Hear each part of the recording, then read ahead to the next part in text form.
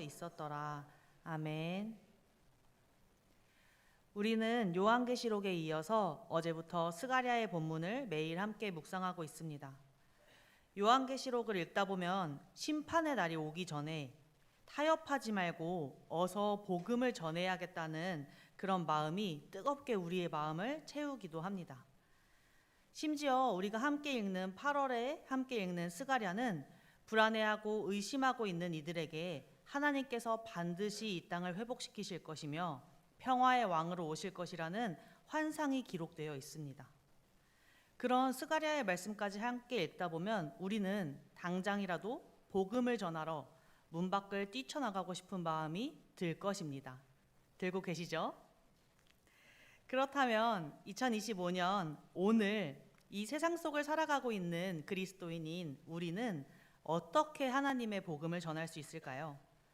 타협하지 않고 사랑의 복음을 전하고 싶은 우리의 그 마음을 어떻게 해야지 잘 전달할 수 있을지 오늘의 말씀을 함께 살펴보도록 하겠습니다. 오늘 우리가 함께 읽은 이 사도행전의 본문은 사도 바울이 아테네 광장에서 복음을 전한 이야기입니다. 오늘날 그리스도인들이 세상 속에서 어떻게 행동해야 하는지에 대한 중요한 지침을 제공할 수 있는 말씀입니다. 이 말씀은 타협 없는 복음이라는 이름으로 때때로 우리가 세상을 향해 저질렀던 실수들을 돌아볼 수 있게 하며 세상 속에서 진리에 대해 타협하지 않으면서도 세상을 환대하는 그리스도인의 태도가 무엇인지를 발견할 수 있도록 여러분을 도울 것입니다. 누군가에게 복음을 전하고자 용기를 내봤던 적이 있으신 분들이라면 한 번쯤은 기독교 혹은 교회의 이미지가 세상에서 어떤 위치에 놓여 있는지를 경험해보고 느껴본 적이 있으실 것입니다.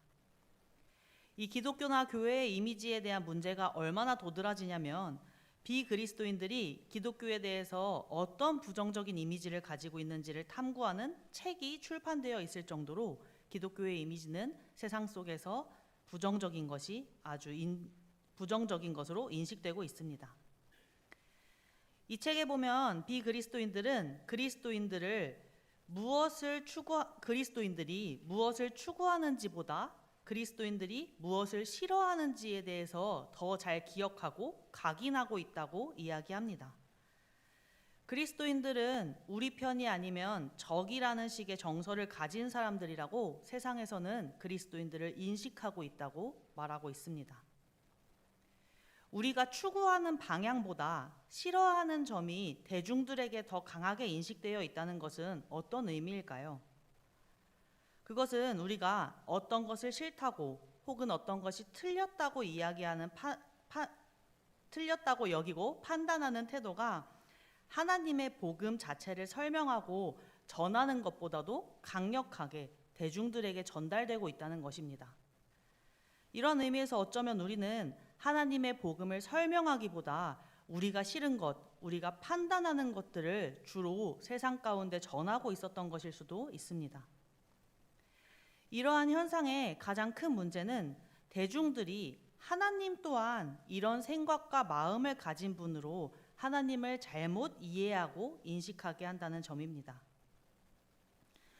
이는 우리의 모든 죄를 용서하시고 우리를 대신해 십자가에서 죽으신 그 복음의 진수를 완전히 가려버리는 일입니다. 이러한 슬프고 좌절스러운 현실 가운데 복음을 전하는 그리스도인으로 살아가면서 동시에 하나님의 사랑을 전하지 않는 방법이 무엇일지 우리는 고민해 보아야 합니다. 오늘 이 말씀을 함께 묵상하며 그 방법을 우리가 찾아내고 고민해 볼 수 있기를 소망합니다. 우상으로 가득 찬 도시 아테네에서 복음을 전하고 있었던 바울은 진리에 타협하지 않으면서 동시에 세상 속에서 살아가는 그리스도인의 모범으로서의 모습을 제시하고 있습니다. 우리가 오늘 함께 읽은 16절에 보면 바울은 2차 전도 여행 중에 먼저 아테네에 도착했습니다. 실라와 디모데를 기다리고 있던 도중에 그는 아테네 온 도시가 우상으로 가득 차 있는 것을 보고 마음에 격분했습니다. 바울은 사도로서 우상 숭배에 대해 분노하고 타협하지 않는 분노하는 단호한 태도를 가지고 있었습니다. 그러나 그는 아테네 사람들을 향해서 즉시 적대적인 태도를 취하기보다는 회당에서, 광장에서, 유대인에게서부터 경건한 사람들과 날마다 만나는 모든 이들과 더불어 그들과 변론하고 대화를 했습니다. 바울은 아레오바고 가운데 서서 설교를 시작했습니다. 처음에 본문에 보면 그가 격분했다라고 기록하고 있는데, 그는 먼저 아테네 사람들에게 범사에 종교심이 많다라고 말하면서 그들의 종교심을 인정해주고 있습니다. 이는 바울이 우상숭배를 옹호하거나 그들이 믿는 신을 인정한 것이 아닙니다. 이는 그 문화권과 그 사람들에 대한 공감대 형성을 복음 전파의 시작점으로 여긴 태도입니다. 바울은 그들의 문화와 그들의 마음, 그들의 상황을 알고 이해하고 있었습니다. 이어지는 본문에 보면 그는 아테네를 두루 다니면서 보았던 알지 못하는 신에게라고 새겨진 제단을 언급합니다. 그들이 알지 못하고 위하는 그 신을 자신이 알게 하리라라고 말하고 있습니다. 당시의 헬라인들은 어떤 신이든지 그 신을 섬기지 않아서 신의 분노를 사는 것을 두려워했었습니다. 그렇기 때문에 알지 못하는 신이라는 이름을 붙임으로써 존재할 수 있는 모든 불특정 다수의 신들을 인정하고자 했고, 어떤 신에게라도 분노를 사지 않기 위해서 행동을 했었습니다. 바울은 이러한 문화 가운데 그들에게 범사에 종교심이 많다, 당신들이 말하는 그 알지 못하는 신이라는 그들의 문화와 언어를 활용해서 그들과 대화를 하기 시작합니다. 모든 신을 인정하는 범신론적인 헬라 사람들의 사고방식의 틀 안에서 하나님을 설명하기 위해 대화를 시작한 것입니다.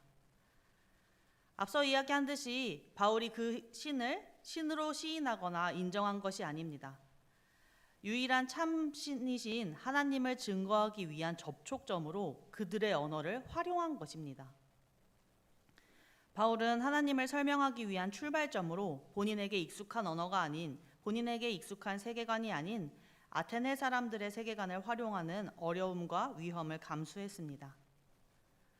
이러한 바울의 태도를 통해서 우리가 발견할 수 있는 점은 첫 번째로 대화가 통해야 한다는 것입니다. 상대에 대한 이해와 존중이 없는 대화는 대화일 수 없습니다. 일방적인 연설에 그치는 대화일 수밖에 없겠죠. 바울은 그들의 문화와 삶을 알고 그들에게 익숙한 단어로 또 그들의 사고방식의 체계에서 복음의 물꼬를 터나갑니다. 오늘날 우리가 살아가고 있는 이 세계는 기독교가 보편적으로 알려져 있는 세계입니다. 기독교라는 종교나 하나님의 이름을 단 한 번도 못 들어본 사람은 없을 것입니다. 그러나 여전히 많은 이들이 하나님을 알지 못하고 하나님에 대해서 잘못 안 채로 살아가고 있습니다. 이에 대한 책임은 우리에게 또한 있습니다. 우리가 상대를 존중하고 상대를 이해하지 않은 채로 불신지옥과도 같은 그런 타이틀만 가지고 비그리스도인들에게 익숙하지 않은 언어와 그 사고방식을 일방적으로 외쳤기 때문에 비그리스도인들은 하나님이 누구인지, 그분이 어떤 성품을 갖고 있는지, 그분을 왜 만나야 하는지를 이해하고 알 수가 없었던 것입니다. 바울은 24절부터 복음에 대해서 설명합니다. 우주와 만물을 지으신 이가 하나님이며 그가 천재의 주제이시며 또 사람의 손으로 섬김을 받을 필요가 없으며 만민에게 생명과 호흡을 제공하는 분이심을 강조하면서 복음에 대해 매우 친절하게 설명하고 있습니다. 이 복음을 설명하면서 놀랍게도 바울은 28절에 너희 시인 중에 어떤 사람들의 말과 같이 우리가 그의 소생이라고 고대 그리스 시인들의 말을 인용합니다. 이는 그가 복음을 전할 때에도 오직 성경만 가지고 인용을 하고 복음을 전한 것이 아니라 우상숭배로 가득 차서 바울의 마음을 힘들게 했었던 그 헬라 문화의 산물도 인용하면서 그들과 대화하기 위해 애쓰고 있었음을 보여줍니다. 바울은 항상 자신이 그랬던 것처럼 자신에게 익숙한 유대 역사를 인용함으로써 이야기를 시작하지 않았습니다. 왜냐하면 그것은 배경 지식이 다른 헬라 사람들에게는 무의미했을 것이기 때문입니다. 바울은 그들이 이해하는 신뢰를 들어가면서 유일하신 참 하나님에 대한 주장을 세워나간 다음에 그들이 하나님에 대해서 동의하는 것을 강조함으로써 그들과의 공통 분모를 찾아갔습니다. 앞서 이야기한 것 같이 당시 헬라는 범신론적 문화에 있었고 죽은 시체가 다시 부활하는 그 부활을 믿지 않았기 때문에 부활의 개념은 오히려 그들에게 모욕적인 것으로 느껴지는 문화적 배경을 가지고 있었습니다. 때문에 바울은 청중에게 합당한 접근 방법을 선택해서 접근 방법을 달리했던 것입니다. 그러나 그럼에도 불구하고 바울은 결코 복음이라는 그 근본적인 메시지를 달리하지는 않았습니다. 바울은 공감대 형성으로 시작했지만 30절부터 이어지는 진리에 대해서 전혀 타협하지 않고 회개와 심판에 대해서도 끊임없이 선포하고 설명했습니다. 하나님께서 알지 못하던 시대는 간과하셨으나 이제는 모든 사람에게 회개하라고 명하셨다. 공의로 심판하실 날을 작정하시고 죽은 자 가운데서 다시 살리신 이를 통하여서 모든 이들에게 믿을 만한 증거를 주셨다고 복음의 내용과 회개 촉구와 심판에 대해서 정확하게 설명하고 있습니다. 헬라인들의 문화에서는 받아들이기 어려운 복음의 주제가 있음에도 불구하고 바울은 개의치 않고 복음의 내용을 계속 전달하며 타협하거나 감추지 않습니다. 우리는 종종 복음을 전해야 하는 상황에서 지나치게 겁을 먹거나 지나치게 열성적이어서 상대를 돌아보지 못하는 경우가 있습니다. 마치 아기들을 병원에 데려가면서 돈가스 먹으러 가는 거야 이렇게 거짓말하는 어른들처럼 복음의 본질을 설명하기를 두려워하고 복음이 아닌 그 부수적인 이점이나 본질이 아닌 세상적인 강점으로 복음을 포장하는 데 급급한 태도를 보이기도 합니다. 그런데 여러분, 복음은 그 자체로 힘이 있는 것입니다. 그렇기 때문에 우리는 마치 교회에 가면 재밌는 일이 있어야지만 선물을 받아야지만 하나님의 사랑이 전해질 것이라고 생각하면서 복음을 위축시키는 그 태도를 멈춰야 합니다. 반면에 어쩔 때는 복음에 대한 너무나도 강력한 확신을 가지고 상대를 살피고 상대를 사랑하는 마음을 잊은 채로 상대방이 받아들이기 어려운 언어와 태도로 복음을 강제하기도 합니다. 소통을 잘 하려면 나의 언어 대신에 너의 언어를 써야 한다라는 말이 있죠. 대화가 잘 되고 상대의 말을 이해할 수 있으려면 내가 아니라 너에게 익숙한 언어를 사용해야 한다는 것입니다. 상대에게 먼저 관심을 갖고 그가 어떤 언어를 사용하는지 또 그가 어떤 상황과 어떤 문화 가운데서 살아가고 있는지를 이해하고 그를 배려하려는 그 사랑의 마음이 있어야지만 내가 말하고자 하는 바를 상대에게 올바르고 정확하게 전달할 수 있습니다. 그런데 누구인지 이 사람이 어디 사는지 어떤 생각을 하는지도 모르는 상대에게 흔히 기독교 사투리라고 불릴 만큼 나에게만 익숙한 언어를 통해서 복음을 강제 주입하려는 시도 또한 우리는 멈추어야 합니다. 바울은 복음 자체를 전하는 것을 두려워서 복음을 왜곡하거나 타협하지 않았습니다. 또한 그들에게 지나치게 불친절하거나 그들에게 강제적으로 접근하지도 않았습니다. 그들의 문화 가운데서 받아들일 수 있는 언어로 공감대를 형성하면서 대화를 시작했고 이후에는 타협 없는 왜곡 없는 정확한 복음의 메시지를 그들에게 전달했습니다. 물론 이러한 바울의 설교에 대한 반응은 다양했습니다. 어떤 사람들은 죽은 자의 부활을 듣고 조롱하는 반응을 했고 어떤 사람들은 이 일에 대해서 다시 듣고 싶어 했으며 몇몇 사람들은 바울을 가까이 하여서 믿음에 이르기까지도 하였습니다.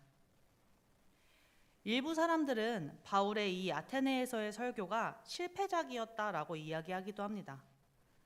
물론 회심한 숫자로 보거나 어떤 뜨거운 능력이나 현상이 일어나지 않은 점에서 보면 그렇게 보일 수도 있습니다. 그러나 바울의 아테네에서의 설교는 결코 실패가 아니었습니다. 왜냐하면 청중 중 일부는 바울의 설교를 다시 듣고자 청했고, 그 중에 2사람을 비롯한 믿음을 갖게 되는 사람들이 생겨났기 때문입니다. 복음은 아테네에서 실패하지 않았습니다. 오히려 실패한 것은 복음이 아니라 복음을 듣고도 믿음을 갖지 못했던 그 사람들입니다. 우리는 다른 사람들이 복음을 받아들이지 않을까 두려워하면서 그리스도에 대해서 말하는 것을 주저하지 말아야 합니다.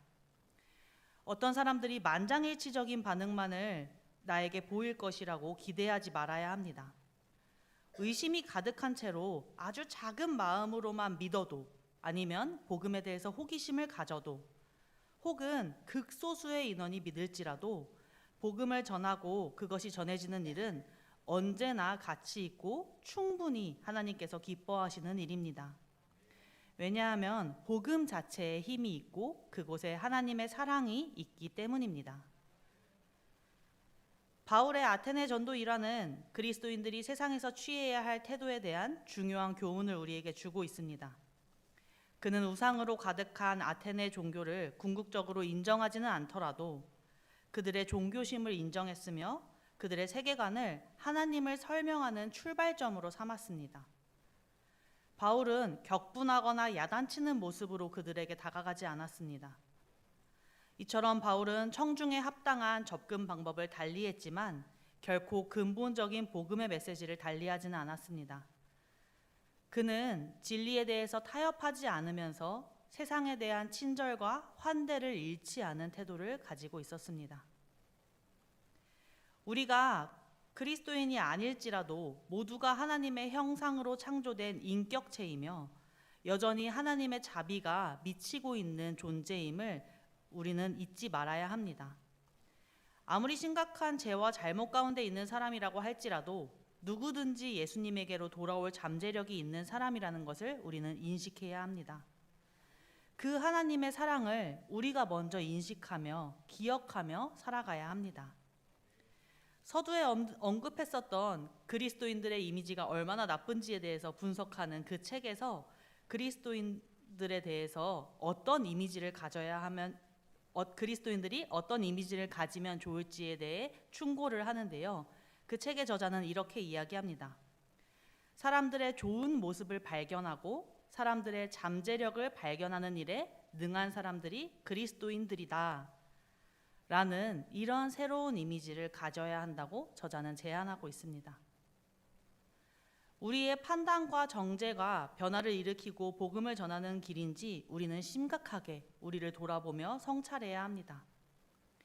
혹시 나의 죄에서 시선을 돌리거나 교회 내부를 결속시키기 위해서 타인의 죄를 부각시키는 그런 잘못된 동기를 가지고 복음을 이용하고 있지는 않은지, 특정 부류의 사람들을 차별하고 있지는 않은지 복음을 우리가 어떻게 이해하고 이용하고 있는지를 스스로 질문하고 돌아봐야 합니다. 성급한 판단과 정죄 그리고 혐오를 일으키는 복음은 사실 창조주 하나님의 복음이 아니라 우리 안에 있는 두려움을 표출하는 방식이며 복음과 하나님을 오해하게 할 뿐 변화를 일으킬 수 없습니다.